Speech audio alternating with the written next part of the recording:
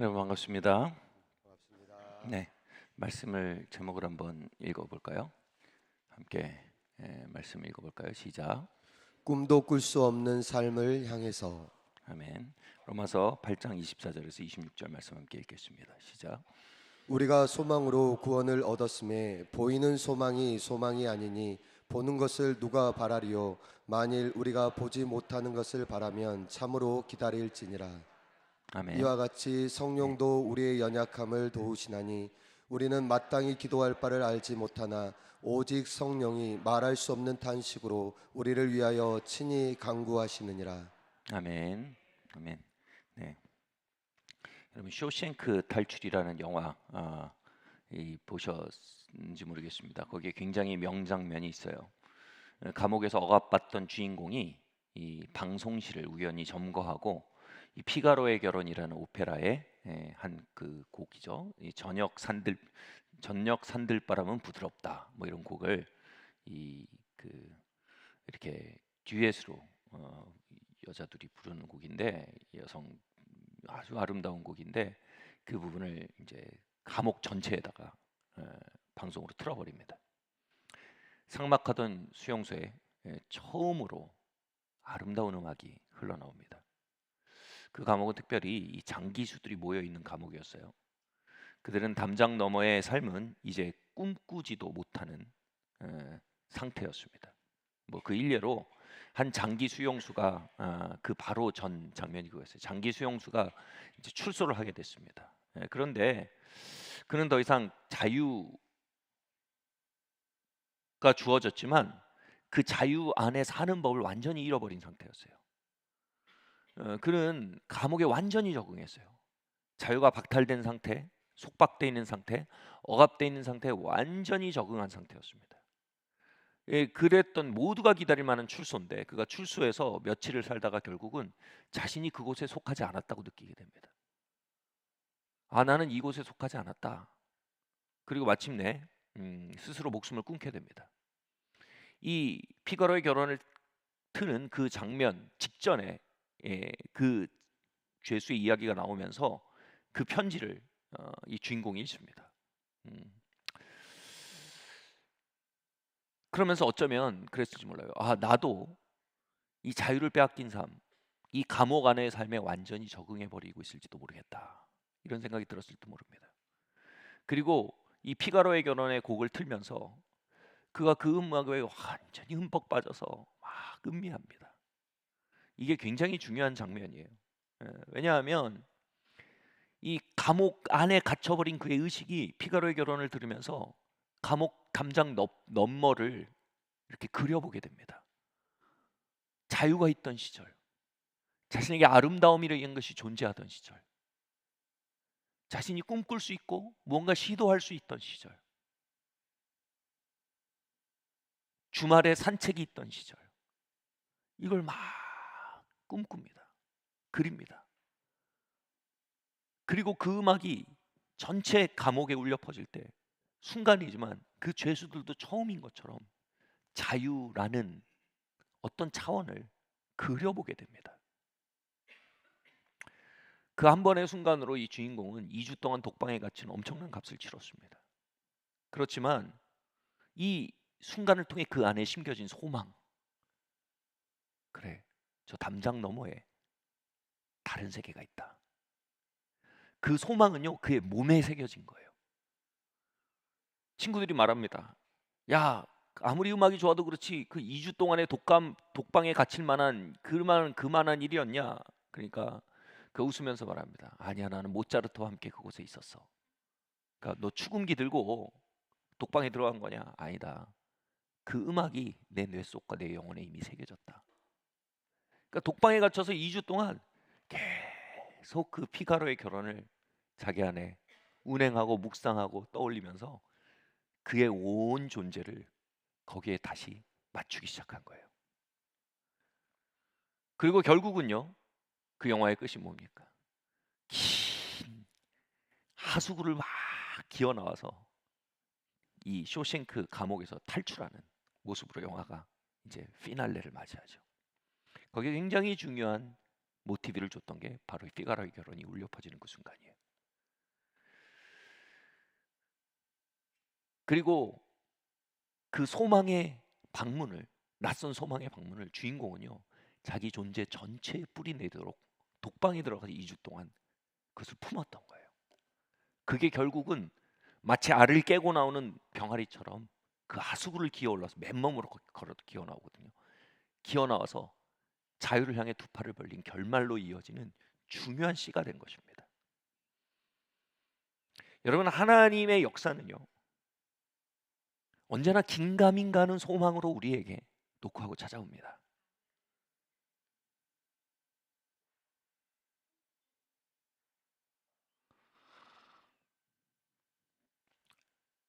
지금 이 순간도요, 하나님이 준비하신 삶을 향해 하나님 우리를 부르실 때 하나님이 가장 빈번히 사용하시는 초청의 음성은 바로 소망입니다. 알 수 없는 소망이 이렇게 일어나는 겁니다. 아지랭이처럼. 아주 낯선 소망이에요.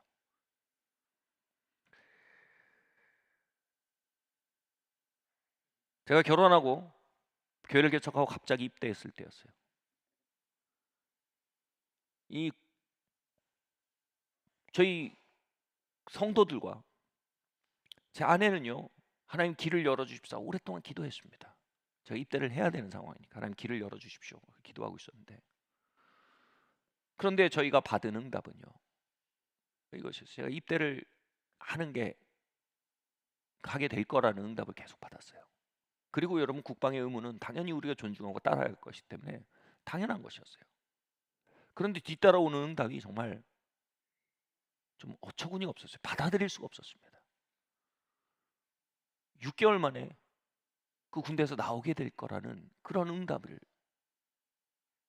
이런저런 루트를 통해 받게 된 거예요. 근데 전 믿을 수도 없고 받아들일 수도 없고, 그리고 믿어서도 안 된다고 생각했어요. 그런데 제가 결국 입대를 하게 됐을 때 결국 그 약속대로 제가 제대로 했다고 말씀드렸죠. 이렇게 뒤돌아보면 하나님의 역사가 모든 게 선명한데, 사실 하나님의 역사는요, 뒤돌아보면 선명한데 그 들어가는 입구는 희미하고 어둠 속에 길을 더듬어 찾는 것 같은 느낌입니다. 그게 어떻게 시작됐는지 들은 분들도 계시지만 말씀을 드리면, 제가 입대하기 바로 이틀 전인가 제 아내와 마지막 데이트를 했습니다. 시청 앞에서, 제가 거기 신우회를 이끌던 것이, 신우회 이끌고 나서 거기서 시청 앞에, 당시 여러분 스타벅스는 굉장히 어, 그 굉장히 좋은 어, 그 장소였어요. 시청 앞에 스타벅스가 있었어요. 그래서 저희 아내와 마지막 시청 앞 데이트를 하면서, 제가 그때 전도사 월급이 얼마나 작았는지 몰라요. 근데도 여러분, 언제 다시 할지 모르는 데이트잖아요. 언제 다시 걸을지 모르는 시청 앞이고 언제 다시 볼지 모르는 아내예요. 저희가 저희 월급의 거의 그 몇십 분의 1에 해당하는 돈을 어, 그 스타벅스 한 잔 커피로 두 잔은 못 샀어요. 큰 거 하나 사가지고 둘이 나눠 마셨어요. 그러면서 그렇게 마지막 데이트를 했어요. 제가 어떻게 그 스타벅스 향을 제가 잊겠습니까? 어떻게 제가 그 시청 앞 거리를 어떻게 잊겠습니까? 그리고 그때 마지막으로 봤던 아내의 모습을 어떻게 제가 잊겠습니까? 그런데 그때 이제 몇십 년 만에 혹한이었는데, 훈련을 마치고 너무 추운 칼바람을 맞으면서 이제 그 저희 숙소에 들어가기 전에 아파트가 아니라 운동장에 이렇게 줄을 서 있었어요. 훈련장으로 줄을 서 있었어요. 소대 분대별로. 근데 말도 안 되게, 그 경기도의 어느 야산에 있는 훈련장이었어요. 문명이 없는 곳이었어요. 근데 말도 안 되게 분명히 스타벅스 커피 냄새예요. 바로 시청 앞에서 맡았던 그 스타벅스 냄새예요. 제가 커피에 예민하지 않아요. 근데 냄새를 딱 맡는데 그냥 제 안에서 이건 스타벅스 커피 향이에요. 다른 커피가 아니에요. 다방 커피 아니고 맥심 믹스 커피 아니고 이 스타벅스 커피예요. 그 쌉쌀하고 탄내 나는 그 스타벅스 향이 코끝에, 그 바람결에 칼바람 같은 겨울바람 속에 싹 코끝에 스칩니다. 그 순간 제가 도저히 닿을 수 없을 것 같아서, 생각도 하지 않던 그 생각하면 제가 위험해질 것 같아서,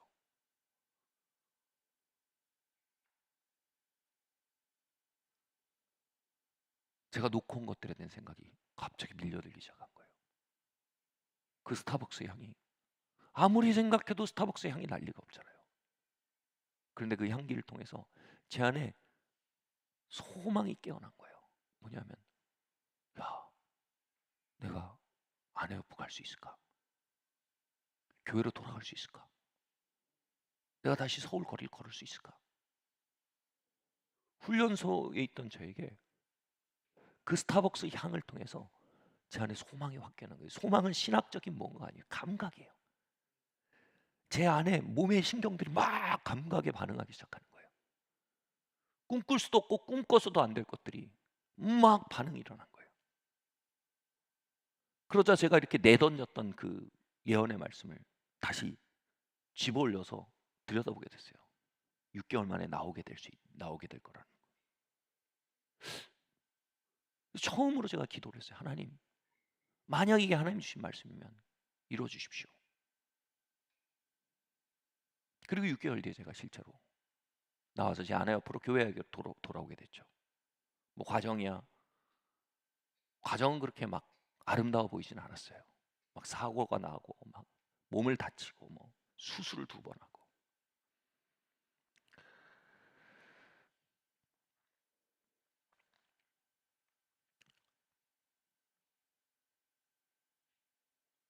제가 이렇게 밀쳐놨던 약속을 다시 들어올려서 기도하기 시작하고,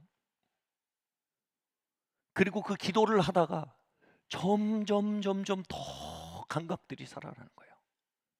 뭐냐면 저희 신혼집 아파트 입구, 그게 선해요. 눈앞에 손 뻗으면 닿을 것 같아요. 저희 신혼집으로 들어가던 그 아파트 그 광장 분수대가 있었거든요. 거기가 막 선해요. 손 뻗으면 그 분수물이 닿을 것 같아요. 막 제 몸의 감각들이 다 깨나는 거예요. 다 셧다운 시켰거든요. 저는 제 존재 전체를 이 군대에 격리된 환경에 완전히 적응시켜 버렸어요. 그렇지 않으면 제가 너무 힘들어질 걸 알기 때문에. 그런데 그 스타벅스 커피 향 하나가 제 존재 자체를 다 깨워버린 거예요. 전 그걸 소망의 신방이라고 말하고 싶어요. 꿈꿀 수 없던 걸 꿈꾸게 만든 거예요. 그리고 하나님이 제게 주셨던 약속을 다시 들여다보게 만든 거예요. 다시 기도하게 만든 거예요.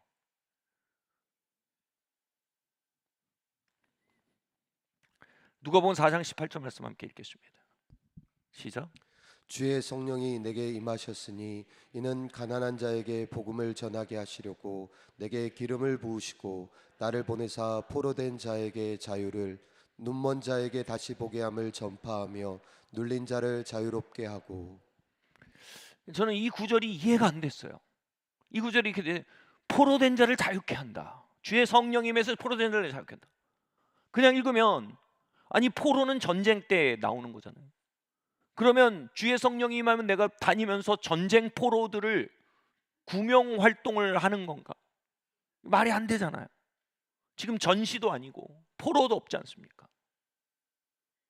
그런데 이 구절의 의미가 뭔지 목회를 하면서, 또 제가 영적 여정을 걸으면서 여실히 경험을 합니다. 대부분의 사람들은 포로되어 있습니다. 아니요, 모든 사람들은 포로되어 있습니다. 표현하자면 굉장히 많은 사람들이 과거의 포로가 돼 있다. 저 이렇게 말하곤 합니다. 과거의 트라우마의 포로가 돼 있다. 이 정신적 외상을 가진 이 트라우마죠. 베트남전 참전 용사들의 이야기를 제가 읽었는데 정말 가슴 아파요.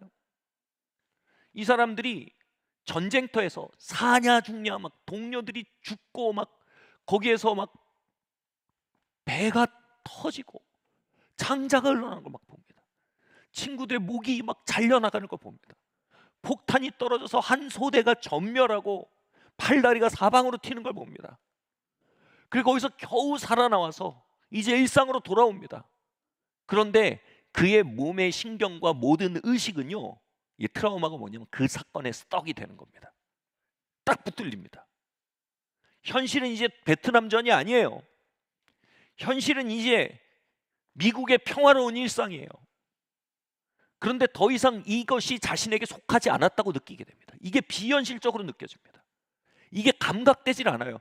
자기의 모든 감각은 여기에 묶여버린 거예요. 이전에 그렇게 사랑하던 아내가 다가와서 등을 쓰다듬고 안아주는데 경험이 되질 않는답니다. 그 경험과 자신 사이에 어떤 괴리가 있어서 와 닿질 않는 거예요. 오후에 햇빛이 비추는 공원에 이렇게 앉아 있는데 아이들이 막 뛰노는데 와 닿질 않는 거예요. 자기 거기에 속해 있지 않고 자기는 거의 유령 같은 거예요. 이게 거대한 허구 같은 거예요.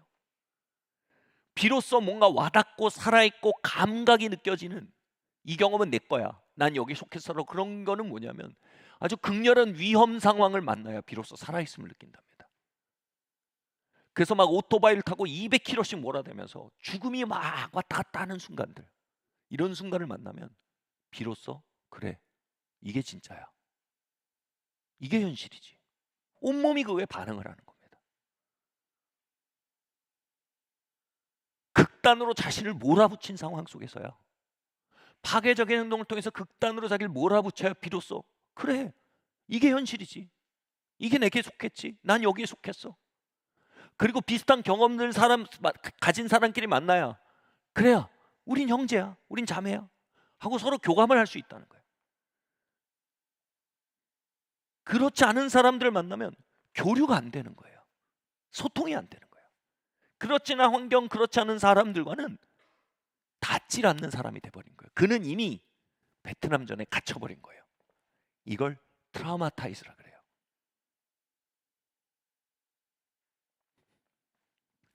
주의 성령이 임하시면 포로된 자가 자유를 얻게 된대요. 제가 머릿속에 갇혔다 그러죠. 우리가 머릿속에 갇혀 살아갑니다. 우리가 상처를 받고 상함을 받으면 우린 여전히 거기 있다고 생각을 합니다. 당연히 의식적으로 그렇지 않아요. 당연히 사고는 그렇게 하지 않아요. 근데 우리 몸은 그 안에서 모든 걸 해석하고 있단 말이에요. 모든 것이 사냐 죽냐의 문제로 보이거나. 그래서 항상 지나치게 심각한 사람들 있잖아요. 저희 외할머니가 일제시대를 겪고 6.25를 겪으시고 남편은 6.25 때 잃으시고 혼자 삭바느질해서 남매를 키우시고 평생을 전쟁처럼 사셨어요. 그런데 어느 날 저희가 생일 축하를 서프라이즈로 확 해드렸거든요. 근데 막 화를 내시더라고요.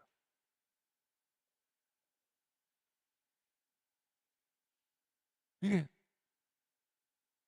이 세상 자체가 받아들여지지 않는 거예요.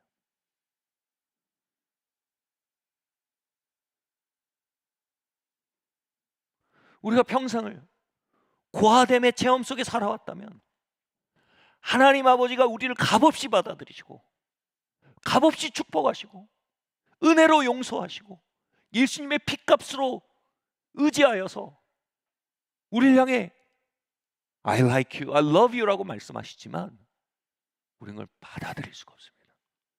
이렇게 생각해요. 이 뒤에 뭔가 조종이 있을 거야. 이 뒤에 뭔가 음모가 있을 거야. 그렇게 전쟁같이 살아온 경험을 가진 사람들이 예배당 안으로 들어옵니다. 그들이 반갑습니다, 환영합니다. 뭐지? 이건 현실이 아니야. 이 뒤에 뭔가 감춰진 게 있어. 그리고 뭔가 요만한 걸 보면 그래, 이거였어. 갇혀서 현실을 살지 못합니다. 머릿속에 갇혀 있게 됩니다. 우리는 어느 정도의 감옥을 가지고 있습니다. 주의 성령이 임하시면 주님께서 기름을 부으시고 그 머릿속의 감옥으로부터 우리를 끄집어내셔서 있는 그들의 삶, 하나님이 축복하시고 사랑하시고 동행하시고 이끌고 계신 삶에 대해 다시 발견하게 되는 것입니다.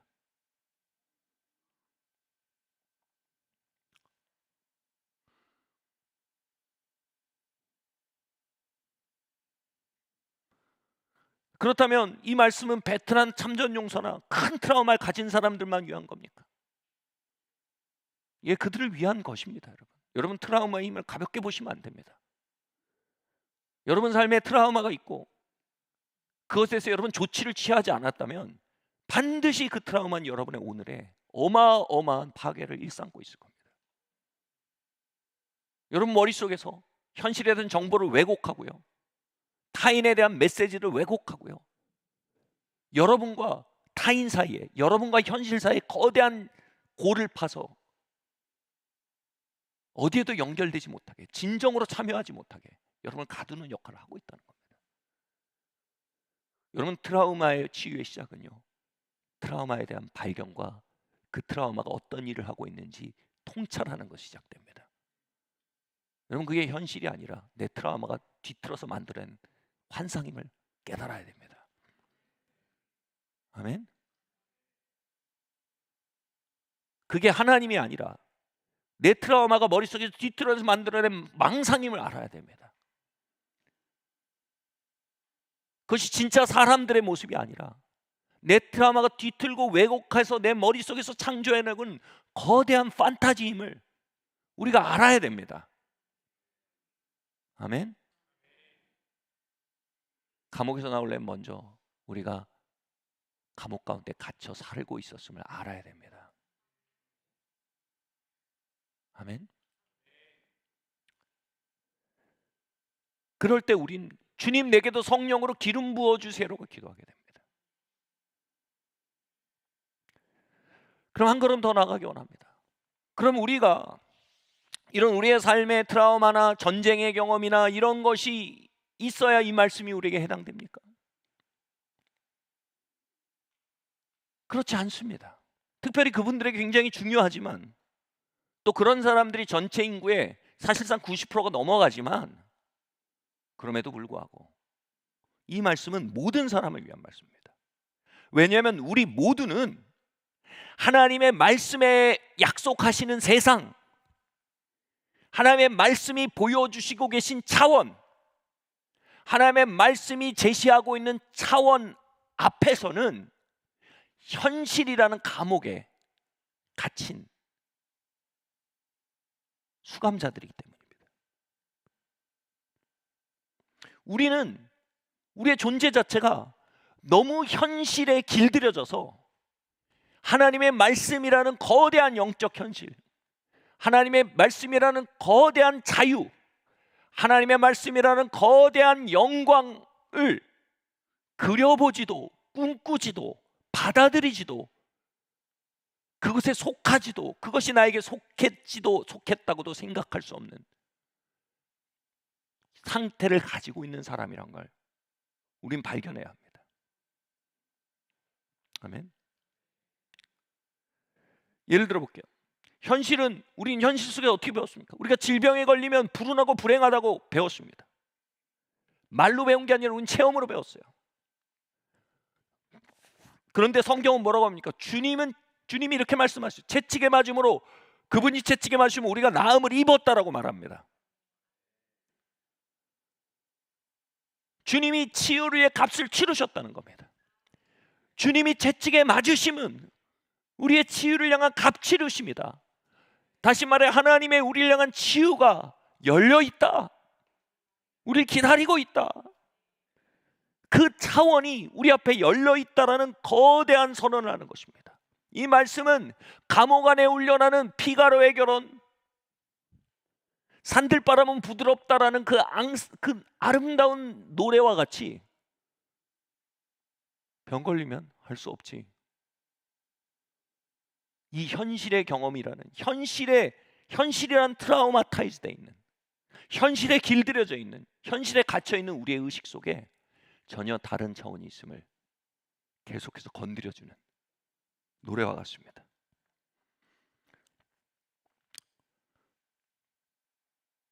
저는 오래전이지만 교회 사연에서 정말 이 정도로 성경에 말하는 신유, 치유가 이렇게 다발적으로 강력하게 드러난 내가 거의 드물다고 평가되는 거대한 치유의 사건이 벌어지고 있는 현장에 제가 걸어 들어가게 된 일이 있었습니다. 외국에 있었던 일인데요. 저는 그 세계에 막상 들어가 보니까 내가 하나님의 약속과 하나님의 말씀이 그려낸 세상과 얼마나 일치되지 않는 사고와 존재를 가지고 있는지 알겠더라고요. 제가 3일인가 4일 거기 있었거든요. 근데 제 뒷줄에 제가 아는 아줌마예요. 미국 아줌마인데 분명히 일치어 타고 들어왔어요. 제 뒷줄에 앉아서 제가 대화도 나누고 그 가족들도 알아요. 근데 이틀째인가 3일째 밤에 집회가 끝나고 마지막에 다 같이 서로를 위해 손 얹고 기도하자고 막 선포하고 기도하는데 그 아줌마가 제 뒷줄에서 일어났어요. 휠체어에서. 그리고 막 걷기 시작하니까 이 아줌마가 막 울고 가족들은 더 많이 울고 제일 깜짝 놀란 사람들은 기도해 준 사람들이고 장담컨대 근데 거기서 제일 놀란 사람은 저였어요. 너무 놀라면 이런 느낌이에요. 아, 이건 사실이 아니야. 사실일 리가 없어. 나폴레옹이 그랬잖아요. 내 사전에 실패는 없다. 결국 실패했죠. 근데 제 인식의 사전에는 이런 사건이 없는 거예요. 그가 막 일어나서 걷는데 이거는 뭐 머리가 어지러지랬어요. 제가 이건 사실일 리가 없어. 이건 사실일 리가 없어. 제일 먼저 한 생각이 그 가족들도 다 연기자 아니야? 여기 있는 20명이 다 날 노리고 편짜고 들어와서 들어가서 이거 연극하는 거 아니야? 그냥 단순한 그 사실 예수님이 채찍에 말씀과 나음을 입었던 그 단순한 말씀 앞에서 그 말씀이 보여주는 현실 너머에 있는 거대한 초자연에 대한 초청을 단순히 받아들이지 못하는 거예요. 아멘.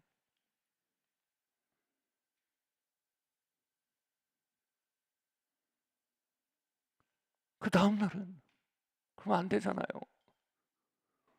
듣지 못하는 사람 귀가 열렸어요. 그래서 막 이렇게 하니까 막 이렇게 하고 이렇게 하니까 막 이렇게 하고 막 그것도 막 내 앞에 앞줄 이 정도였어요. 막 이러니까 제가 점점 제 뼈마디가 아프더라고요. 이게 생각이 흔들리는 게 아니고 뼈마디가 아픈 거예요. 왜냐면 꽉 뭉쳐있던 사고가 뿌리부터 흔들리는 거예요.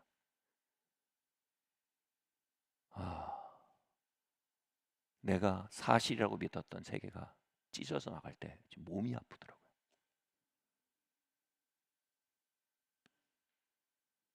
여러분 충격이 어떤 감정을 넘어서면 몸으로 느끼거든요. 제 감정을 안 느껴져요. 놀랍다 이것도 아니에요. 그냥 아무 느낌이 없어요. 그냥 이게 사실 아닌 거 같아. 근데 그러면서 몸이 아프더라고요. 저리더라고요.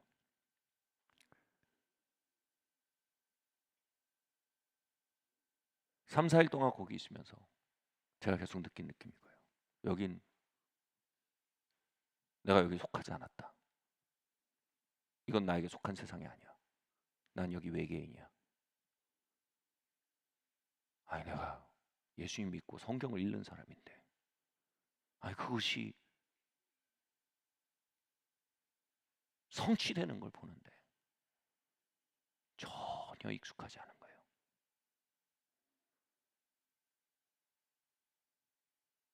여러분 애통한 자는 복이 있나니 성경에서 그랬어요. 왜요? 저들이 위로를 받을 것이래요.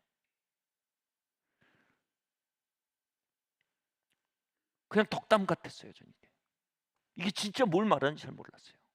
그냥 의미로 성경 공부로 말씀드리면 애통한 자들은 복이 있나니 저들이 하나님의 위로를 받을 것이에요.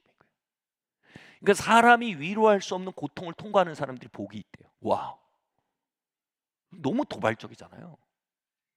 사람이 위로할 수 없는 고통이 있는 자들은 박복한 사람 아닙니까? 사람이 위로할 수 없는 고통이 있는 사람들은 저주받은 사람들 아닙니까? 근데 사람이 위로할 수 없는 고통을 가진 사람들이 복이 있대요. 왜냐하면 하나님이 이제 그들을 위로할 거래요. 이 마음의 회복과 내적인 회복에 있어서 정말 거대한 하나님의 역사가 있는 공동체에 제가 방문을 했어요. 정기적으로 방문하고. 근데 거기에 한 아가씨가 있었어요. 여러분 잘 아는 존 목사님이 그분을 불러냈어요. 근데 바로 전주에 이 아가씨의 남편이 여보 사랑해 키스하고 나갔는데 교통사고로 죽었어요. 바로 전주에요. 그 존 목사님 불러내서 같이 기도하자는 거예요. 그럼 그 아가씨가 올라왔는데 여러분 한마디도 건넬 수가 없어요. 압도적인 비탄이에요. 사람이 감히 한마디 건넬 수가 없는 압도적인 절망과 비탄인 거예요. 그래서 존 목사님이 애통한 자긴 복이 있나니 하나님이 그들을 위로할 것입니다. 여러분 손을 뻗으세요. 같이 막 기도하는 거예요. 그래서 와 진짜 이건 뭔가 이걸 또 모든 사람 앞에 불러놔서 이게 뭔가 막 왜냐면 내 사전에 그런 세계는 끝이거든요. 근데 하나님이 그 아가씨를 고쳐가시는 거예요. 제가 한 3개월에서 6개월 사이로 방문했거든요. 만날 때마다 어서 많이 봤는데 그때 그 아가씨 얼굴빛이 달라요. 얼굴빛이 달라요. 마침내 마치 그 일이 없었다는 듯한 사람이 됐어요. 다음에 몇 달이 지났는데 더 심각해지는 게 10대 소녀같이 돼 있어요. 다음에 만났는데 더 심각한 거예요. 잘생긴 총각이랑 데이트를 하고 있는 거예요. 다음에 만났는데 더 심각해요. 둘이 결혼을 해서 아이가 생겨서 배가 불러 있는 거예요.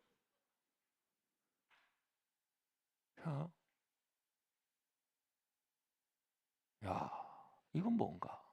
이건 내 사전에 없는 일이다. 하나님이 이렇게까지 사람을 회복시키실 수 있나? 하나님이 이렇게까지 위로하실 수 있나?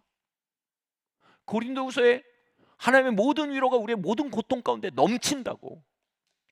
우리의 고통이 5톤이면 하나님이 10톤을 부으신다는 거예요. 하나님 우리의 고통과 대결하신대요, 여러분. 야, 이거는 답이 없어. 우리 고통이 20톤이야. 그럼 하나님 오케이 40톤의 위로를 부으신다는 거예요. 그러니까 애통한 자가 복이 있대요. 지금 압도적인 애통함에 무게를 짊어진 자들은 하나님의 위로를 소망하라는 거예요. 고통에 압도되지 말고 위로에 대한 소망에 압도되라는 거예요. 여러분 믿음은요 현실을 부정하는 게 아니에요. 믿음은요 현실이 그곳에 있는데 그 너머 있는 초자연을 올려다보는 거예요. 아멘. 불신은 뭔지 아세요? 초자연이 거기 있어요. 근데 끝끝내 현실을 얘기해요. 10톤의 위로를 부으신데 뭐라죠? 그래도 15톤의 고통이 있어요. 20톤의 위로를 부으신데 거기다 또 그래도 25톤의 고통이 있어요. 하나님이 30톤의 위로를 부으세요. 그래도 굳이 그걸 얘기해요. 그래도 40톤의 고통이 또 올 텐데요. 뭘 믿는 건지 아세요? 지옥을 믿는 거예요. 고통을 믿는 거예요. 마귀를 믿는 거예요. 죄의 힘을 믿는 거예요. 은혜를 믿지 않는 거예요. 믿음은요 결국 우리의 소망, 하나님의 역사를 기대하는 게 믿음이고요. 마귀의 역사, 죄, 고통, 사망, 죽음 이걸 기대하는 건 여러분 마귀를 믿는 거예요. 아멘. 그래도 이거는 답이 없지 않은가? 그런데 거기서 보란 듯이 그 한 아가씨의 삶을 일으켜가는 모습을 보면서 야, 하나님의 위로라는 낯선 현실을 만난 거예요. 여러분 하나님의 치유라는 낯선 현실, 하나님의 위로라는 낯선 현실, 우리가 현실로부터 배우고 경험해온 모든 것을 넘어서는 초자연이라는 더 큰 현실. 여러분 그 더 큰 현실을 향해 우리의 의식이 깨어나지 않는 한 우리는 현실이라는 감옥에 갇힌 죄수들입니다. 아멘 하세요 여러분. 아멘.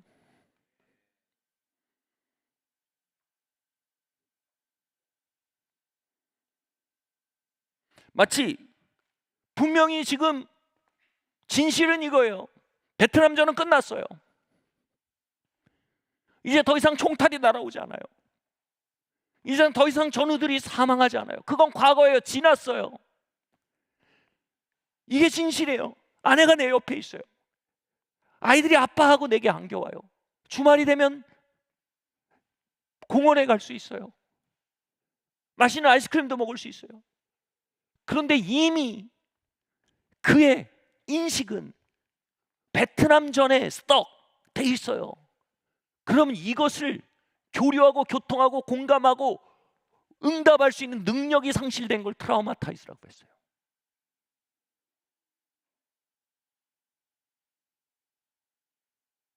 여러분, 우리는 어둠에서 빛으로 옮겨졌어요. 우린 초자연의 아들들이 되었어요. 우린 믿음으로 태어난 자들이 되었어요. 우리는 하늘을 걷는 자들이 되었어요. 우리는 하늘에 속한 자들이 되었어요. 우리는 하나님의 자녀가 되는 권세를 가졌어요. 초자연은 나의 것이고 내가 초자연에 속했어요. 우리는 보이지 않는 것을 바라봅니다. 아멘. 그것은 보이는 것보다 보이지 않는 것이 더 승하기 때문입니다. 우리는 위로할 수 없는 고통들을 보는 것이 아니라 그것에 넘치게 역사하시는 초자연적인 위로를 보며, 우리는 고칠 수 없는 질병을 보는 게 아니라 그것을 넘치게 역사하시는 하나님의 치유를 바라보며, 우리는 이길 수 없는 죄를 보는 것이 아니라 그것에 넘치게 역사하는 하나님의 은혜를 바라볼 수 있게 된 거예요. 근데 우리가 현실이라는 감옥에 인식이 갇혀버리면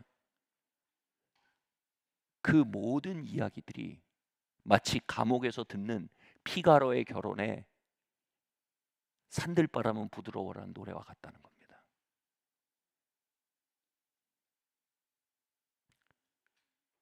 하나님 오늘도 고치십니다. 하나님 오늘도 위로하십니다. 하나님 오늘도 새롭게 하십니다. 하나님 오늘도 공급하십니다. 하나님 오늘도 우리를 만나십니다. 하나님 오늘도 그들의 자녀들을 일으키고 계십니다. 아멘.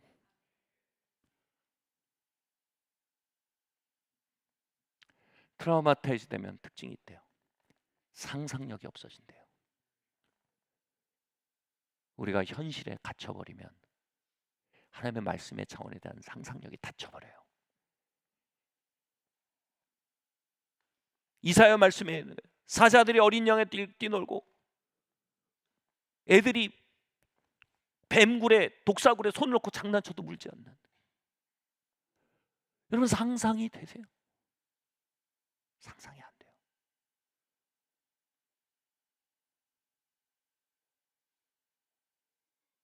근데 누군가 나에게 모여서 뒷담화하고 있는 거 상상하면 잘 되죠. 이 뒤에 뭔가 수작이 있는 것 같아. 상상하면 막 상상이 잘 됩니다. 여러분, 우리가 하나님의 왕국으로 옮겨졌다는 거 아세요? 우리가 축복에 둘러싸였다는 거 아세요? 우리가 화해에 둘러싸였다는 거 아세요? 바꿔 말할게요. 상상이 되세요? 이 사람들이 모여서 뒤에서 나를 위해 기도하고, 네? 장한 갈등이 있는데 오히려 그게 더 큰 성장과 치유의 계기가 되고, 상상해 보세요. 그런 게 어디 있어? 결국 다 끝이 그려. 그렇고 그런 게 갇힌 거예요. 트라우마에 갇힌 거예요. 여러분 경험에 갇힌 거예요. 어린아이 같지 않으면 천국에 들어갈 수 없대요. 뭐냐면요, 우리는 과거의 경험에 대해서 계속 되묻는 존재가 돼야 돼요. 이건 내 감옥이구나. 과거의 경험에 대해서 그것이 확실하고 닥쳐오는 영적 현실에 대해서 되묻기 시작하면 우리는 믿음과 상관없는 사람이 되는 거예요. 우린 과거의 모든 경험에도 되물어야 돼요. 그리고 감옥아 안녕, 그리고 우리를 초대하는 새로운 영적 현실로 계속 옮겨나가야 돼요. 돌이켜 어린아이가 돼야 돼요. 경험이 없는 사람처럼요. 아멘. 우리는 말씀이 가져오는 상상에 대해선 대단히 노력해야 상상이 돼요. 아멘.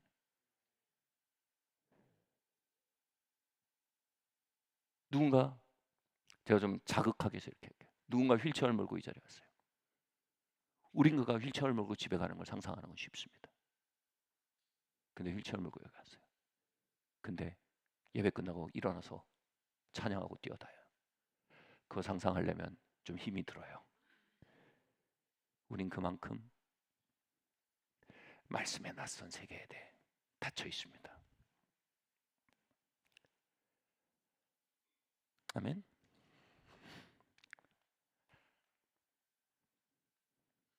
한 신학자가 이렇게 말했습니다. 성경 안에 낯선 세계를 만나라. 우린 성경 안에 있는 세계를 안다고 생각합니다. 익숙하다고 생각합니다. 그런데 성경 안에 있는 세계를 정말로 그려보기 시작하면요, 우리는 그것에 대해서 대단히 외계인같이 느껴질 것입니다. 익숙치 않은 세계를 알게 될 겁니다. 오늘도 신대륙을 탐험하는 방식으로 그 세계 안으로 들어가야 하는 것을 알게 될 겁니다. 아멘.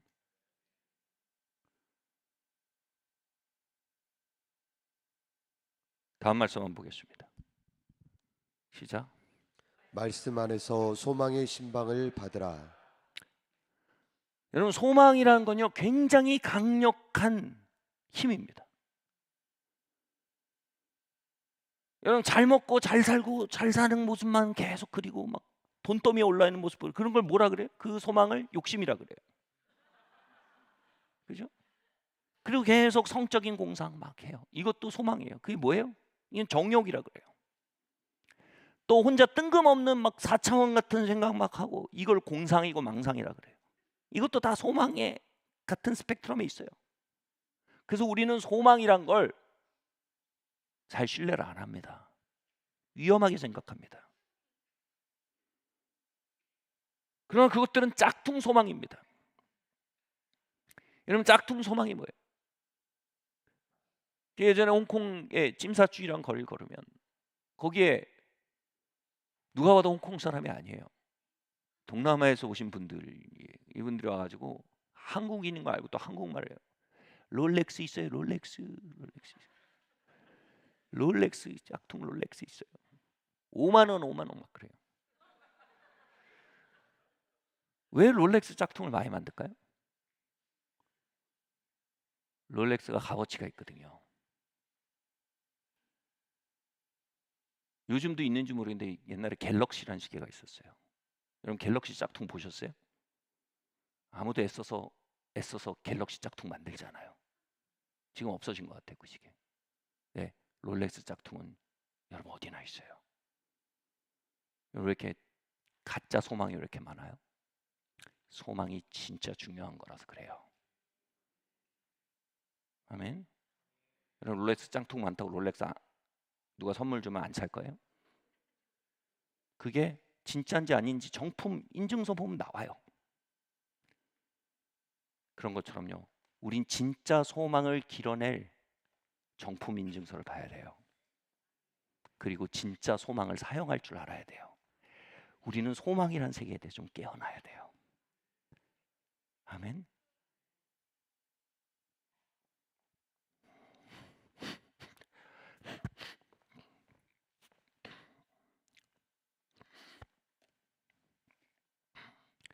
참된 소망은요, 하나님의 말씀에서 우리를 찾아옵니다. 하나님의 말씀이 우리 안에 소망으로 부딪혀 오는 거, 이게 진짜 소망입니다.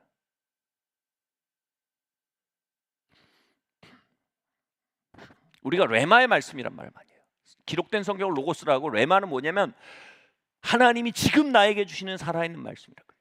특별히 성경을 읽다가 또는 말씀을 읽다가 레마의 말씀이 우리에게 확 부딪혀 올 때가 있어요. 어떤 구절이 내게 살아서 막 옵니다. 어떤 구절이 어떤 사람들 이렇게 막 컬러로 보이고 다른 건 다 흑백으로 보였다. 이게 뭐예요? 어떤 구절이 내게 소망을 준 거예요. 갑자기 그려진 거예요. 낯선 순간. 내 안에 상상력이 발동이 돼버린 거예요. 할렐루야. 그게 레마의 말씀이에요.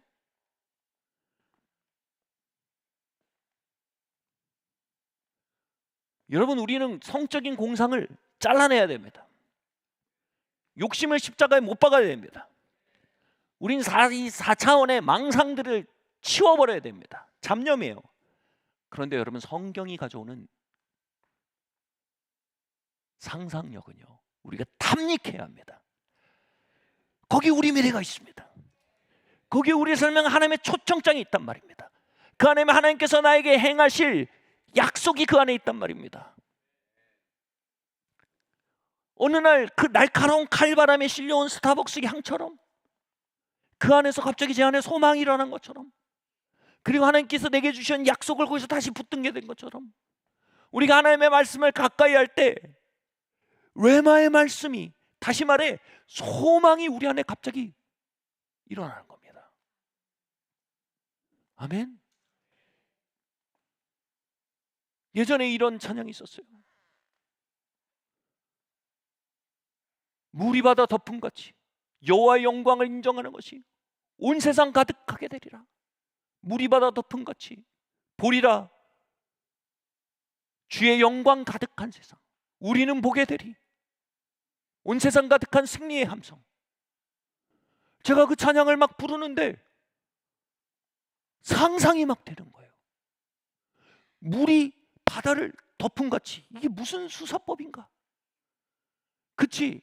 그래, 태평양이라는 이 땅이 있다. 거기에 바다가 꽉 찼다. 그와 같이 하나님의 영광과 임재와 능력이 온 세상을 꽉 덮어버려 갖고, 그 말씀이 뭐냐, 인용된 말씀이에요. 너희가 서로 여호와를 알라 하지 않을 거래요. 왜냐하면 하나님이 너무 가득하니까. 할렐루야.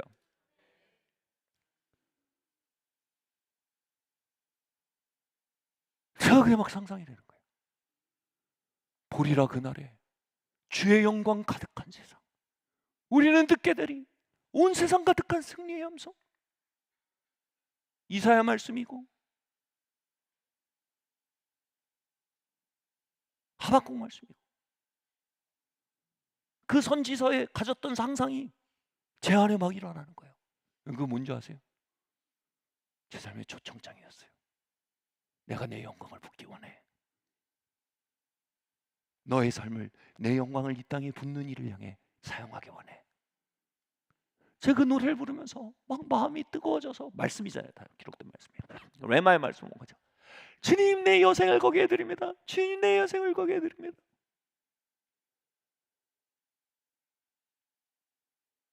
지금도 하나님의 영광이 부어지고 하나님의 임재가 부어지고 능력이 부어지고 사람들이 성령세를 받고, 거기서 하나님 알아 말아 이런 지식적인 차원이 아니에요. 그냥 하나님 알아요. 그냥 펑펑 울어요. 사람들이 크게 웃어요. 그냥 박수를 칩니다. 물이 부어진 같이 그가 하나님을 담는 그릇이 되는 순간, 와, 하나님이 나를 여기로 초청하셨지. 그런 하나님이 더 많은 물을 붓기 원하신다는 것을 알아요. 왜냐하면 그 말씀 안에서 소망이 제게 방문했거든요. 몇 주 전만 해도 한 20명이 성령 세례 받기 원하는 분 나오세요. 20명이 우르르 나왔어요. 몇 주 전. 요만한 꼬마들 한 10대 명이 우르르 나오고, 일가족이 다 나오고, CT1에 학생 넣기 원하는 부모님인데 학교를 하려면 교회를 알아야 된다고 갑자기 오신 거예요. 일종의 스파이죠. 근데 그분도 갈급함이 생겨서 나오시고, 거기서 함께 기도하는데 성령님이 그들 모두에게 임하셨어요. 그들 모두에게요. 일가족이 다 성령 세례 받고 받고, 초등학교 1학년, 2학년, 7살, 6살짜들이 다 저도 받았어요. 그러다 받고, 새로 오신 그분도 받고. 하나님 이렇게 이제 개인 샤워실 같이 부어지는 게 이제 공중 목욕탕처럼 부어지겠구나, 부어지는구나. 그러나 제 안에 더 큰 소망이 있어요. 이게 이 땅 가득히 부어질 거래요. 이건 공상이 아니에요. 이건 욕심이 아니에요. 이건 짝퉁이 아니에요. 이건 말씀이 저에게 일으킨 소망이에요. 전 이걸 믿어요. 이건 제 삶의 롤렉스예요. 아니요, 진짜 가치 있는 무엇이에요? 오픈런할 뭐예요? 말이 이상해지고 있어요. 여러분, 그렇게 하나님과 대화하셔야 돼요. 소망이 여러분을 덮쳐야 돼요. 내 신경계와 내 의식과 내 무의식에 굉장히 낯설, 뭐 이런 세상이 다 있나? 이게 가능해? 감옥에 갇힌 자가 피가로의 결혼에 산들바람은 부드러워. 말이 됩니까? 산들바람 부드러워. 감옥에 갇힌 장기주들한테. 그에게 너무나 낯선 그 아름다운 선율이, 낯선 소망, 저 너머의 세계를 그려보게 하듯 하나님의 말씀은 계속 우리를 낯선 소망으로, 우리의 신경 조직이 이해도 못하고 우리의 경험이 소화도 못하고 그 차원을 향해서 내가 외계인 같고 그 앞에서 내가 인생 경험이고 과거고 다 무산돼 버려서 어린애가 돼 버린 것 같은, 여러분 그 소망의 신방이 여러분이 계속돼야 돼요. 그 소망의 신방 앞에서 어느 순간 아니야 내 경험을 붙들고, 아니야 내 과거의 시스템을 붙드는 순간 우린 그 세계와 끊어진 종교인이 되는 거예요. 어느 순간 내 트라우마가 말하고 있는 세상을 아니야, 영어로 too good to believe라 그래요. 너무 좋아서 믿을 수 없어라는 표현이에요. 이건 너무 이상적인 얘기야. 그럴 리가 없어 하고 우리의 트라우마를 붙드는 순간 우리 하나님 말씀에서 끊어지고 종교인이 되는 거예요. 거기서 우리는 종교적인 재의는 할 수 있어요. 주일날 교회 오고 종침 일어나고 종침 안고 몇 장 하면 몇 장 하고 몇 절 하면 읽고, 그러나 우리의 영혼은 움직이지 않아요. 죽은 거예요. 지금도 제게 주신 그 정품 인증서가 있는 소망은 저를 계속 새로운 초자연을 향해 초청합니다.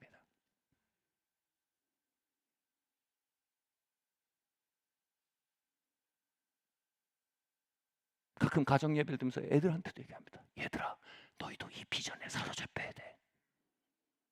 왜냐하면 제 남은 여생 동안 다 가더라도 충분히 다 못 볼 수 없는 뷔페예요, 뷔페. 제 대를 이어서 계속 파고 들어가도 계속 풍성할 거대한 생명의 젖줄이에요. 소망의 여행이요. 할렐루야. 현실에 트라우마타이즈 된 여러분의 육이 그 세계에 대해서 반문하도록 허락하지 마십시오. 그 세계가 여러분의 육을 반문하게 만드십시오. 그 세계가 여러분의 육이 시위하고 있는 그 언어에 대해서 내어쫓게 만드십시오. 아멘. 여러분의 육이 그 소망의 세계를 판타지의 세계인 것처럼 셧다운하게 만들지 마십시오. 할렐루야. 그 세계가 여러분의 육 안에 자리 잡힌 견고한 진들을 꾸짖어 무너뜨리게 만드십시오. 할렐루야.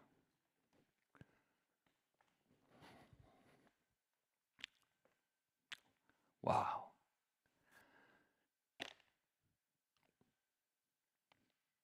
케네스 에이기라는 사람이 있었어요. 이 사람이 10대 때 중병에 걸립니다. 원래 심장병은 선천성인지 심장병과 폐가 되게 안 좋았어요. 그가 몇 살이 지나면서 의사 선생님 볼 때마다 그랬어요. 너는 10대를 넘기지 못하고 죽을 거다. 너는 10대를 넘기지 못하고 죽을 거다. 가족들이 손을 잡고 기도했어요. 하나님, 우리 아이가 천국 가게 해주세요. 모든 사람들은 얘가 10대를 넘기지 못하고 죽을 거라고 했어요. 그도 그 현실의 감옥에 갇혔어요. 케네스 게인도 20대를 그리면 그림이 없어요. 30대에 대한 그림이 없어요. 50대에 대한 그림이 없어요. 그 질병이 더 심화되고 의사 선생님 말합니다. 얘야, 너는 내년을 보지 못할 것이다. 온 가족도 다 같이 말합니다. 얘야, 이제 우리 준비하자. 케네스 에이긴이 성경을 읽기 시작했어요. 하나님께 부르짖다가 하나님, 나 그렇게 갈 수 없어요. 하나님이 갑자기 하늘에서 불을 내려주셔서 그를 일으키신 게 아니라 하나님 성경책을 주셨어요. 여러분, 하나님의 역사는 소망을 통해서 온다니까요. 아멘. 그 소망은 정품 인정서랑 같이 온다니까요. 아멘. 그래서 성경을 갑자기 들어서 읽기 시작한 겁니다. 그 성경을 들어서 읽다가 마가복음 11장 23절 24절 읽는데 갑자기 낯선 세계가 그에게 밀려 들어옵니다. 같이 한번 읽어볼까요? 시작. 그가 진실로 내게 이르노니 누구든지 이 산더러 들려 바다에 던지우라 하며 말하는 것이 이룰 줄을 믿고 마음에 의심치 않으면 그대로 되리라. 그러므로 내가 너에게 말하노니 무엇이든지 기도하고 구하는 것은 받은 줄로 믿으라. 그리하면 너에게 그대로 되리라. 20대를 생각도 못하고 상상도 못하던 케네스 에긴이었어요. 근데 이 말씀을 읽는 순간 갑자기 상상이 되는 거예요. 내 20대. 나는 하나님의 성 될 거야. 나는 사역자가 될 거야. 막 소망이 일어나는 거예요. 그 소망은 그를 무릎 꿇게 만든 거예요. 하나님, 저를 고쳐주세요. 주님 섬기고 싶어요. 살아서 주의 복음을 전하고 싶습니다. 하나님의 사심을 이 세대에 드러내고 싶습니다. 막 소망이 일어나니까 여러분, 기도는 어디서 시작이 돼요? 소망에서 시작되는 거예요. 할렐루야. 우리가 기도의 영을 맨날 얘기하잖아요. 기도의 영이 뭔데요? 소망이, 낯선 소망에 현실의 트라우마타이즈에서 갇힌 우리 안에 소망의 영이 노크를 하면요, 기도의 영이 일어나요. 그래서 케네스가 막 기도합니다. 제가 그때 그런 표현을 했지만 조영기 목사님 이분을 아주 잘 표현했어요. 조영기 목사님이 하나님께 마호가니 책상과 변속 미제 자전거 아주 구체적으로 하나님 구하라고 하셔서 하나님과 교제 안에서 혼자 정하게 미제 자전거, 마호가니 책상 주시옵소서 이렇게 일방통행이 아니고 그 마음속에 이제 하나님과의 스토리가 있어요. 교제하면서 그의 하나님의 약속과 그의 빈곤 사이에 있는 그 갭을 놓고 하나님 앞에 정직하게 기도하다 점점 하나님, 그래, 왜 그럼 너가 뭐가 필요하냐? 하나님, 내가 자전거가 필요합니다. 내 책상도 필요합니다. 그러다가 점점 응답이 안 되니까 하나님이, 야, 책상이 수십만 가지 책상인데 그 중에 뭐냐? 구체적으로 해야지. 마호가니, 필리핀제 마호가니 책상, 미제 변속기가 달린 자전거를 주십시오. 이런 소망은 막연해요. 믿음은 구체적이에요. 더 그려지는 거예요. 쫙 하면 막연해요. 근데 주민을 더 가면 구체적으로 보이죠. 저기 웬 잘생긴 청년이 앉아 있는 것 같아요. 주민을 딱 해보니까 애가 둘 달린 김한수, 한수 형제. 그런 것처럼 구체적으로 우리가 하나님이 우리에게 가져오신 미래는요, 소망으로 막연하게 보이다 기도하고 매달리면요, 구체적으로 부딪힙니다. 그때 그렇게 기도할 때 조영기 목사님 표현이 너무 좋아요. 조약돌이 손 안에 쏙 들어오듯이 믿음이 쏙 들어왔대요. 그러면서 하나님이 응답하셨다. 뭐예요? 이게 그거예요. 너희가 구하고 받은 줄로 믿으라가 그 단계예요. 구하고 주실 줄 믿습니다. 하나님 내일 로또 주실 줄 믿습니다. 이거는 유리겔라라고 옛날 그 염력 쓰는 사기꾼이 있었어요. 그건 염력이에요. 점점 소망 안에서 하나님 주신 약속과 그 소망 안에서 하나님과 교제할수록 그것이 구체적으로 그 소망이 우리 안에 구체적인 우리 삶의 컨텍스트에서 쏙 주먹으로 들어오는, 여러분, 믿음을 경험하셔야 돼요. 그 믿음을 이 케네스 에긴 목사님 기도하는데 믿음이 오는 거예요. 믿음이. 내가 걷겠구나. 내가 살아서 주님을 섬기겠구나. 나는 복음을 전하겠구나. 막 그려지는 거예요. 믿음이 싹 오는 겁니다. 그래서 그거 어떻게 해요? 믿음은 받은 줄로 믿으라 그러죠. 받은 줄로 알라 그런 거죠. 그러니까 어머니랑 할머니한테 얘기했어요. 엄마, 나 나았어요. 그러니까 어머니가 알았다 아들아.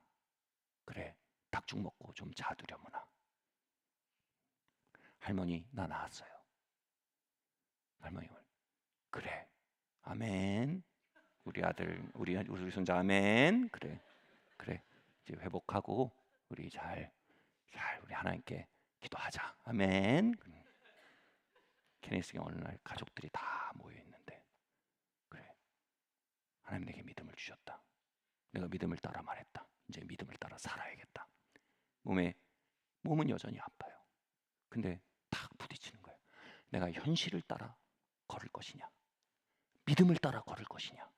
이제 내가 선택해야 하는구나. 이게 의심하지 말란 말의 뜻이구나. 가족들이 모여 있는데 그가 몇 년 동안 못 걸었거든요. 중병을 해서. 그래서 말한 겁니다. 저는 나았습니다. 그 안에서, 그 앞에서 일어나서 몇 발짝을 걸은 거예요. 이게 뭔 일이에요?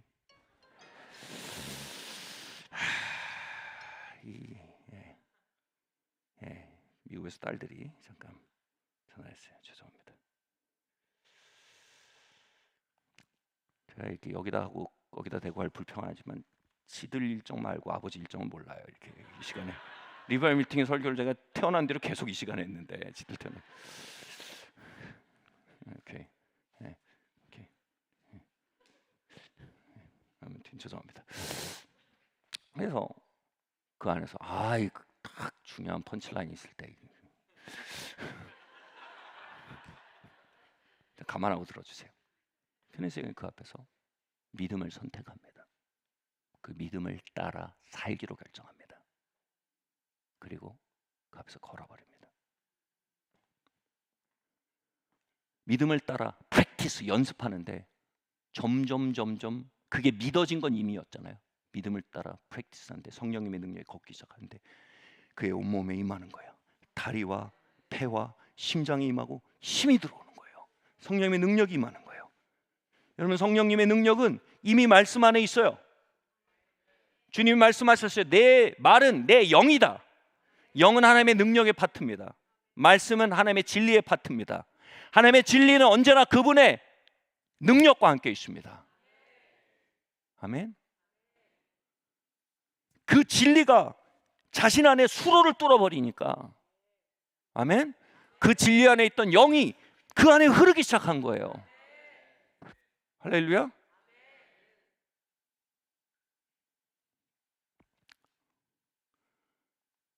그리고 그를 통해서 그는 서서히 회복돼 갑니다. 점점 회복돼 갑니다. 이제 그 능력이 계속 흐릅니다. 왜요? 이제 그 안에 현실에 완전히 길들여져 있던 그의 존재가 점점 말씀에 길들여진 존재로 바뀌니까 말씀 안에 있는 능력이 그의 몸을 타고 흐르는 거예요. 여러분, 여러분의 몸은 어디에 길들여져 있습니까? 여러분의 의식은 어디에 길들여져 있습니까? 절망스러운 현실에는 사건만 있는 게 아닙니다. 그 뒤에 절망의 영도 있는 겁니다. 절망스러운 현실에 길들여진 우리의 파이프라인은요, 절망의 영이 흐르는 수로가 되고 맙니다. 버튼만 눌리면 절망이 쫙 흐릅니다.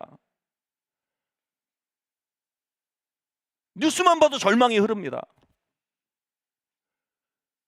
거절의 사건에만, 여러분, 사건이 이례적인 사건인 줄 아세요? 거절의 사건 뒤엔 거절의 영이 있어요. 내가 거절의 사건에 길들여진 몸을 가진다면, 여러분, 자라보고 놀란 무엇은 속뚜껑 보고 누른다고 소뚜껑만 봐도 거절의 영이 흘러요. 머리는 알아요. 이게 자라 아닌 거, 이거 소뚜껑인 거 알아요. 근데 그래도 어떻게, 내가 왜 이런지 몰라. 정말로 왜 이런지 몰라. 소리쳐 말할 수는 없어도 내가 왜 이런지 몰라. 왜 그러겠냐? 수로가 그렇게 나버린 거예요. 이미 거절의 세상에 길들여진 거예요. 그 지나가는 사람이 한번 보고 이렇게 지만 앉아도 지나가기만 했는데 거절의 영이 쫙 흘러요. 누가 아침에 부부싸움 했어? 그 사람이. 부부싸움인데 웃고 다니기 쉽지 않잖아요. 그래서 하고 다녀요. 그럼 그 옆에 딱 보면 거절의 영이 확 흘러요. 저 사람이 날 미워한다. 뭐 좀만 불길해도 절망의 영이 흘러요. 여러분, 우리는요, 나름 무언가를 연습해서 형성되어 있는 몸과 의식을 가지고 있습니다. 아멘. 우린 현실에 길들여진 몸과 의식을 가지고 있습니다. 질문은 이겁니다. 말씀으로 누가 거기에 새로운 길을 내려고 하겠습니까? 아멘. 말씀이 음파나 정보가 아니라 능력으로 내 몸을 타고 오르도록. 아멘. 우리는 하나님께 받아들여졌다는 진리를 우리가 정보로 알지만 정작 우리의 수로는 거절이 흘러집니다. 그러나 여러분, 우리가 하나님께 받아들여졌다는 그 거대한 진리를 우리가 연습하고 맛보고 그려보고 냄새 맡고 부벼보고 노래하면 수로가 납니다. 상상합니다. 하나님이 나를 안고 있어요. 누가 모여서 수덕수덕하면 상상이, 저 사람들 나 험담한다가 아니라 저 사람들 날 위해 중보하는구나 하고 상상하란 말이에요. 자기네들이 뭘 하든 뭔 상관이에요. 중요한 건 내 몸에 나는 수로가 내 미래를 결정짓는데, 그 사람들이 쑥덕쑥덕하는데 내가 망해요? 그 사람들이 쑥덕쑥덕하는데 내가 거절받아요? 상관없어요. 그 사람들 날 위해 중보하면 그 사람은 자기 복이고, 그 사람들 날 쑥덕거리고 욕하고 있으면 그 사람들 자기 화지. 나랑 뭔 상관이에요? 거기에 굳이 수로를 내서, 굳이 추측을 해서, 해석을 해서, 그 독국물을 땡겨서 내 신경을 다 타고 흐르게 하고, 밤에도 묵상하고 아침에도 일어나고, 위장 타고 흐르게 하고 암세포 불러내고,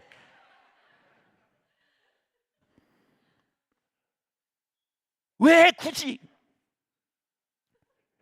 그 저급한 삶을 우리가 유지해야 된다. 아멘. 우리는 초자연에 속했습니다. 아멘 하세요. 우린 말씀에 속했습니다. 우린 진리에 속했습니다. 아멘 하세요. 아멘이 뭐예요? 연습하는 거예요, 여러분. 예? 제가 기도 지도를 석사까지 공부하고 지금 또 박사 준비하고 있어요.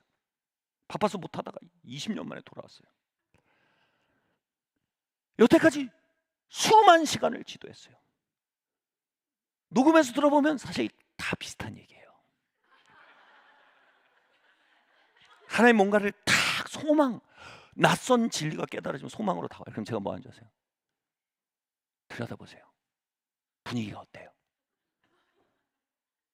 따뜻해요. 느껴보세요. 어때요? 그 맛은 어때요? 달콤한 것 같아요. 더 맛보세요. 감촉은 어때요? 보들보들해요. 더 느끼세요. 그러면 소망을 감각하고 시각하고 후각하고 해서 뭐예요? 내 신경을 다 그리로 맞추는 거예요. 아멘. 헛된 공상이에요. 정품 인증된 롤렉스 소망, 아니 하늘 소망이에요. 아멘. 할렐루야. 그러면 점점 어떻게 된 줄 아세요? 그 소망이었던 게 믿음이 돼요. 믿음이 됐다는 게 뭐냐면 내가 거기에 튜닝이 된 상태예요. 믿음이 되면 어떻게 하는 줄 아세요? 말씀 안에 있는 영이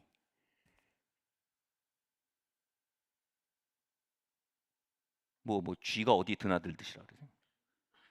계속 하나님의 능력이 내게 왔다 갔다 하는 거예요. 빈번하게 그 약속이 내 삶에 현현하고 약속하는 거예요. 현실하는 겁니다. 말씀 맞춰야 될 것 같아요.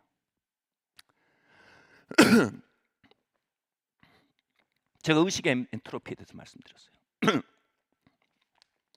죄송합니다. 주님이 채찍 맞으면 나는 나음을 입었다. 네. 연습하는 거예요. 저희가 이것도 여러분 아주 극렬하게 연습할 땐 저희 엘더들 기억할 거예요. 저희 그때는 성격이 더 거칠었어요. 제가 지금은 진리를 많이 연습해서 굉장히 여러분 실크같이 부드러워진 거예요. 이 정도가. 우리 애들이 3사람 됐대요, 아빠가. 근데 어떤 사람한테는 지금도 제가 시멘트 콘크리트 같을지 몰라도 굉장히 진리의 능력으로 변화가 된 거예요. 근데 아무튼 그때는 제 앞에서 누가 목사님 제가 감기 걸려서 아파요 그러면 제가 혼냈어요. 주님이 채찍에 맞으시면 나음을 입었는데 감기 걸려서 아파요가 끝이 어떻게 되냐. 제가 감기 기운이 있어서 몸이 안 좋으려 그래요. 근데 주님이 채찍에 맞으시면 나음을 입었어요. 이렇게 끝을 내야 돼요. 제가 생각해도 너무한 것 같지만 사실 여러분이 너무한 듯이 연습을 해야 돼요. 무슨 말인지 아시겠어요? 이게 의식의 엔트로피를 거슬러 올라가는 거예요. 우리는요, 허망한 현실에 기울어지는 의식의 패턴을 가지고 있어요. 가치 있는 것은 오르막이고 가치 없는 건 내리막이래요. 이건 제가 한 말이 아니에요. 인식론을 공부하고 인간의 집중과 뇌의 구조를 공부하는 사람들이, 학자들이 낸 논문의 결과예요. 가치 있고 항구적이고 의미 있고 질서를 향해서는 우리는 오르막을 올라가야지 거기에 의식이 흘러간다는 거예요. 무질서하고 가치 없고 찰나에 꺾고 자극적이고 중독적인 거는 냅두면 흘러간다는 거예요. 이 오르막의 끝에는 초자연적인 진리가 있어요. 아멘. 우린 이걸 우리의 무대에 둬야 돼요. 이렇게 설명할게요. 우리가 그 엔트로피를 기어 올리는 거에 있어서 교수님들이 이렇게 설명하더라고요. 시카고대 심리학과 교수님이, 인간의 의식을 공부하는 사람이에요. 그분이 이렇게 표현하더라고요. 우리는 의식의 무대 위에 뭘 올려놓을지 결정할 수 있대요. 그게 집중이에요. 거기에 반복적으로 내가 집중하기 원하는 데서 올려놓지 않으면 그건 자꾸 내려온대요. 쓸데없는 게 무대 위로 올라온다는 거예요. 반복적으로 그걸 올려놓으면 관객석, 어두운 관객석에 있던 관중들이 마침내 그 무대에 반응하기 시작한대요. 여기서 중요한 게 뭐냐면 마침내예요. 바꿔 말하면 충분한 관심을 두면 마침내 존재의 심연에 있는 것들이 반응한다는 거예요. 그는 장기 기억이라고 얘기했고 무의식이라고 얘기했고 초월무의식이라는 표현을 썼지만 저는 그걸 그냥 존재의 구조라고 말할게요.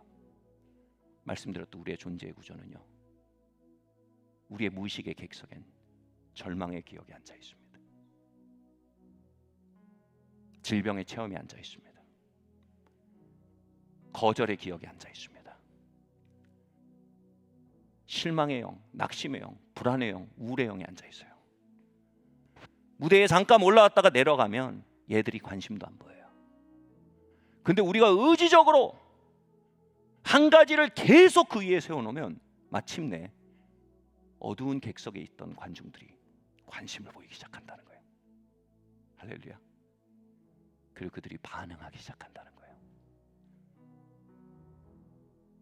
복이 있는 자는 주야로 하나님의 말씀을 묵상한대요. 두 가지 주목하세요. 저 한번 보세요. 주야예요. 어느 정도로 독하겠냐면요, 한 진리를요 우리의 관심의 주야로 머물게 해야 된다는 거예요. 그러지 않으면 길이 안 나요, 여러분. 아멘.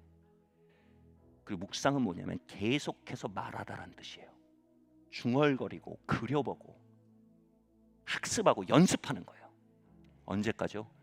내 그 말씀에 저항하고 받아들이지 못하고 일치하고 있는 내 존재의 하부 구조가 다 반응할 때까지요. 처음엔 그냥 아멘, 그래. 아까 TNS에게 목사님이 그러죠. 엄마 나 나왔어. 그래 아들, 우리 기도하자. 그런 것처럼. 근데 계속적으로 나아가면 어떻게 돼요?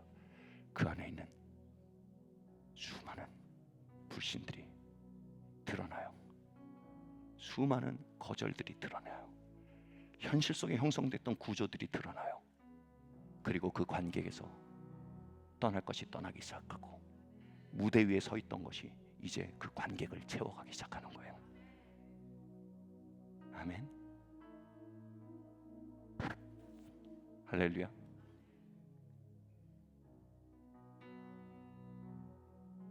제가 말씀이 막 그러다가 조는 한 사람 보고 제가 잠깐 끊어졌어요. 다시 돌아올게요. 다 한 사람이 졸고 있어요. 네. 자, 할렐루야.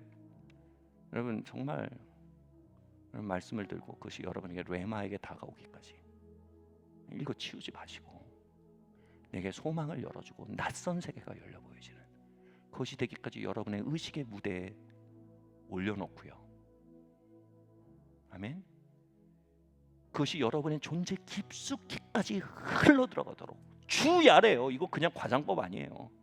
진짜 그걸 오래 집중하면 어떻게 되면 꿈에 그게 나와요.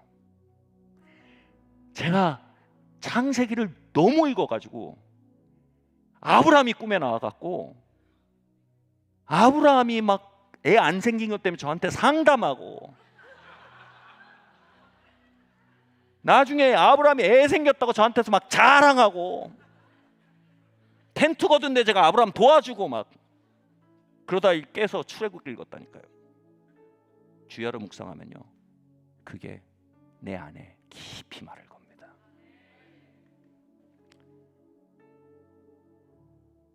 여러분, 요즘 교회가 너무 얕아요. 말씀 20분 이상 못 들어요.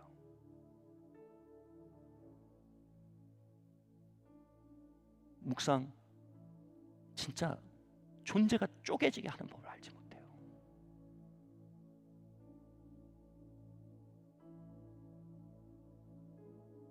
말씀 읽고 씨름하다가 말씀드린 줄 알았잖아요. 3일 만에 수도원 독방에 들어가서 잠 잘 자고 밥은 잘 먹었어요. 3일 만에 코피가 터졌어요.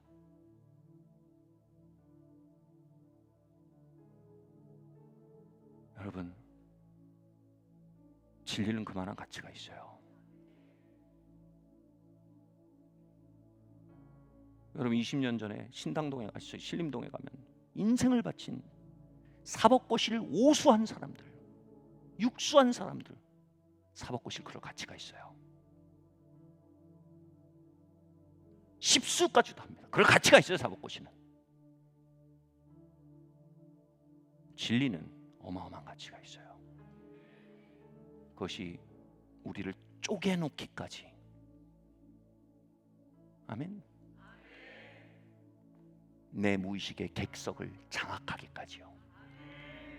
내 존재의 길을 내기까지요. 머리끝부터 발끝까지요. 길을 내버리고, 나는 하나님의 사랑받는 자다라는 게 여기서부터 여기까지 길을 내버리고요. 아멘. 그러면 마침내요, 내 말은 내 영이다. 그 말을 재현시키는 하나님의 영이 내 신경을 타고 내 존재를 타고 흐르기 시작합니다. 내가 밟는 땅들을 내게 주리라. 왜요? 말씀이 흘러나오는 거예요. 하나님이 나를 통해 흘러나오는 거예요. 할렐루야.